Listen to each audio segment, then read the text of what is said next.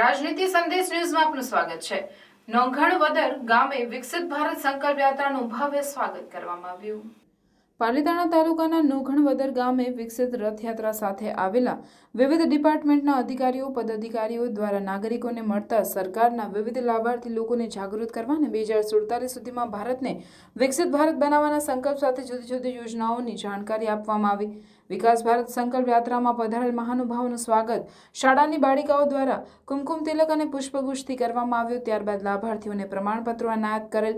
વિકસિત ભારત યાત્રામાં નૂતનસિંહ ગોહિલ, ભાજપ પ્રમુખ સિદ્ધરાજસિંહ ગોહિલ, મદદનીશ ઇજનેર ખસિયાભાઈ, નાયબ મામલતદાર ભૂમિબા પરમાર, આશી ટીડીઓ અસ્મિતાબેન વાળા, મેડિકલ ઓફિસર જેરામભાઈ રાઠોડ, વિપક્ષના નેતા સહિતના અધિકારીઓ પદાધિકારીઓ પધારેલ કાર્યક્રમને સફળ બનાવવા નોંઘણવદર ગ્રામ પંચાયતના સરપંચ પાચાભાઈ ઢગલ, તુલસીભાઈ મકવાણા સહિત તમામ સભ્યોએ ખાસ હાજરી આપેલ।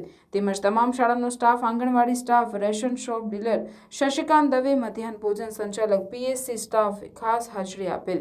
સ્ટેજ સંચાલન સંજયભાઈ ધનવાણિયા દ્વારા કરવામાં આવેલ। અંતમાં આભાર વિધિ શાળાના આચાર્ય પરેશભાઈ અમરેલિયા દ્વારા કરવામાં આવી હતી।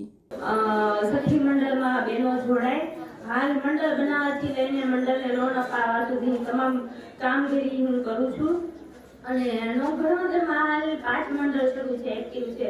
રામભક્ત સખી મંડળ છે, મુંબઈ સખી મંડળ છે, પછી હિલા સખી મંડળ છે। આ 5 મંડળને લોન મળી ચૂકી છે અને હાલ 5 મંડળનો એક ડીઓ પણ છે જેનો લાભ લઈ રહ્યા છે લોનનો બહેનો।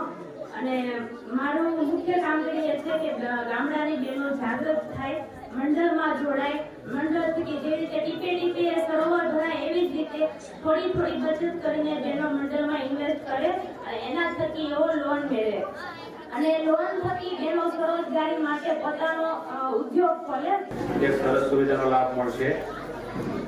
અત્રે વિકસિત ભારત સંકલ્પ યાત્રા અંતર્ગત ઉપસ્થિત સર્વે મહાનુભાવો, અધિકારીગણ અને લાભાર્થીઓ તથા વાલા બાળકો, આજનો કાર્યક્રમ આપ સૌએ જોયો કે સરકારશ્રી દ્વારા વિવિધ યોજનાઓ માનવ જીવનના કલ્યાણ માટે કઈ રીતે ઉપયોગી થઈ શકે અને તેની અમલવારી કઈ રીતે થઈ શકે અને એના લાભથી છેવાડાનો નાગરિક કેવી રીતે લાભાન્વિત બને એવો સરસ કાર્યક્રમ આજે આપણે સૌએ નિહાળ્યો।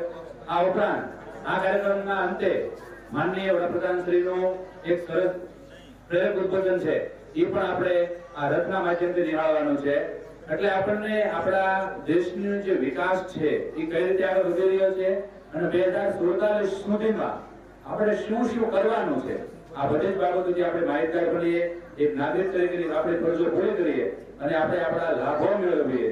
કઈ યોજનાઓથી આપણે શું મેળવશું અથવા કઈ યોજના આપણને કયા માર્ગ સુધી આગળ વધવા માટે ઉપયોગી બનશે, એ તમામ માહિતીઓ છે આપણે લઈ આપણે આસપાસના લોકોને આપીએ અને આપણે સૌ સરકારની આ સુંદર કામગીરીમાં જોડાઈ અને આપણો રાષ્ટ્રનો, આપણા જિલ્લાનો, તાલુકાનો અને ગામનો વિકાસ થાય એવો સૌ પ્રયાસ કરીએ।